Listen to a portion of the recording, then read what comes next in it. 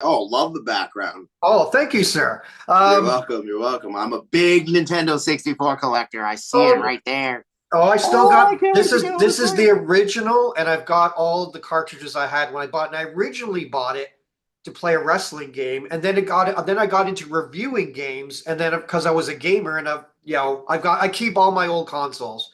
I'm a big gamer. I have over 60 and 64 games. I got the see-through green original. I got all the see-through controllers from orange to Oh red my to purple. God. That Yeah, is, I haven't seen those in years, dude. Oh my God, that's amazing. You got the see-through controllers. That's amazing. yeah. Not the aftermarket ones where the joystick's too tight either. I'm a true gamer at heart. Really, really. So Well, one of the first games me and my son played was GoldenEye, and because there's not much blood in it, and I used I to play got with one hand, and he'd be have like the controller like this. that. It was awesome. But thank you so much for taking the time to talk to us today. You had a really emotional night last night. How are you feeling today? Bittersweet, man. It's bittersweet as bittersweet can be. I am disappointed in myself for not getting that puzzle done. I guess I didn't listen to the directions clearly enough. I was building it backwards because I thought the numbers had to face where the number board was behind Right. that, where you pick the stuff. I did not throw it. I've been hearing those rumors. No, not whatsoever. I was ready to win that. I was ready to win HOH, and I was ready to get Quinn kicked out of the house. I didn't want to give him the satisfaction of me going before him because I never trusted him. I only saved him off the block because I threw all of his cards on the table, and Brooklyn was a bigger threat at that point. He could scramble and pick up his cards for a week or two, and then I would come back for him. But Now, yeah, I feel like I'm excited to go see my family and my friends and my very handsome boy, Ziggy. But I feel like I just left my friends and family as well. yeah. Now, I don't know if anybody's told you this, but one of the big things about Big Brother is you try not to go on the block because you get evicted or you could get evicted. Why did you volunteer so many times? What was the thinking behind that? Because sometimes we've seen it as strategy before. Yeah, it was a strategy. The first time with Chelsea was I never talked game with her. I Yeah. said it to her. I was like, this is to show you that I want to play this game and play it with you. I thought she was a good player. And then she never talked to me after that. So that revealed what side she was on and what she was trying to do. Then I did the same thing with Cedric because that was the same sort of motive, but also I knew I could get Quinn out if I played against him. And, and then Cedric volunteered and I got him out. I was just incredibly comfortable being uncomfortable on that block seat, and most people aren't. And also, the strategy of being on the block is almost as powerful as being HOH, except you don't have the nominations. You see and feel and can read the room so much more clearly, Yeah. especially when you come off that block and you see people's reactions and feel their real hugs or feel their fake hugs. That's how I was able to expose so much, was being in those positions and being able to read body language and trust in myself. Now, last night, come on, you gave a little fluff answer to Julie Chen. You said, "Hey, I don't feel betrayed by anybody. I love everyone." Tucker, if you had to name one person who you feel what you thought was on your side and was it, who is that? Mm. Well, I never thought Quinn was on my side ever. I know Rubina and Chemo and T-Core fell for the Quinn charm or whatever. But nah, if I could cast a vote to have somebody instantly evicted, it would be Quinn 10 times over. Now, last night, something that maybe took away a little bit of the sting of being evicted was you won that AI Instigator prize. Now Ah, that must thank have you, America. I was gonna say that must have made you feel proud, and you have a lot of support out there. How does that make you feel? It's something I'm still processing. It makes me feel so good. I got a knot in my throat thinking about it. Yeah. I'm a very empathetic person and I dish out a lot of love, and sometimes you don't get it back, and I still Yeah. would never change that. But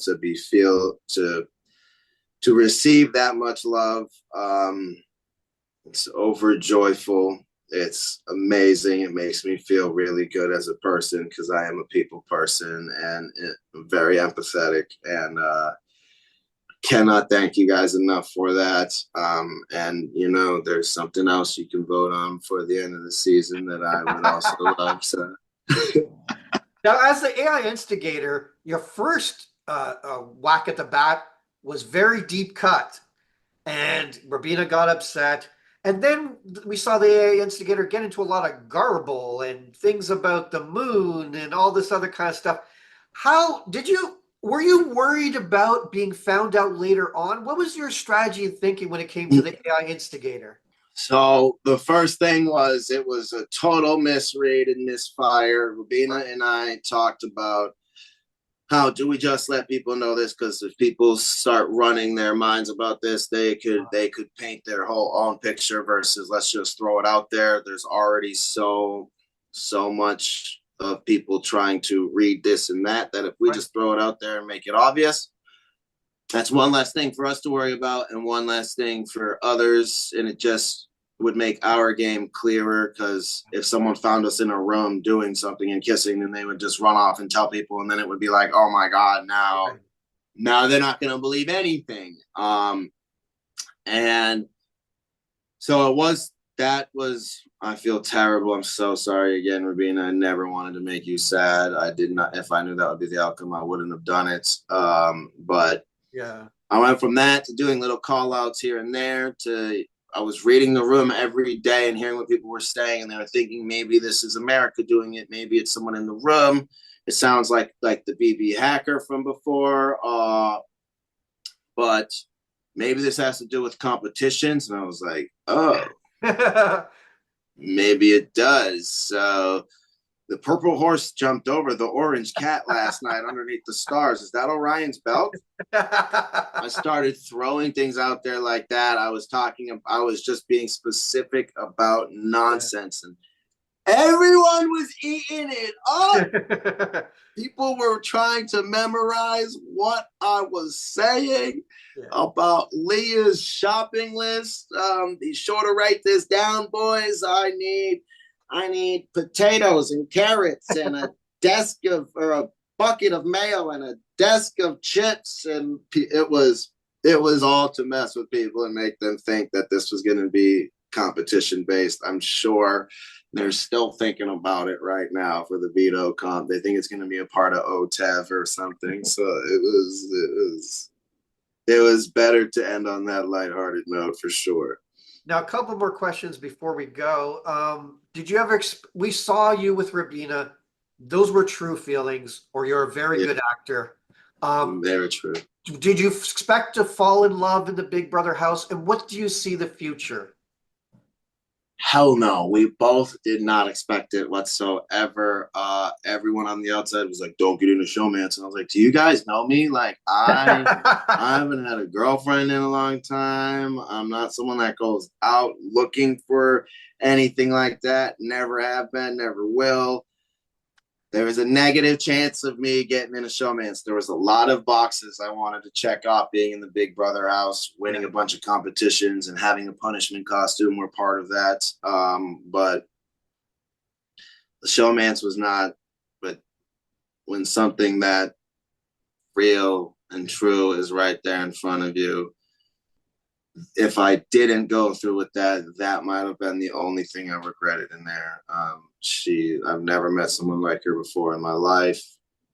She is just the best through and through. She is so herself and loves herself.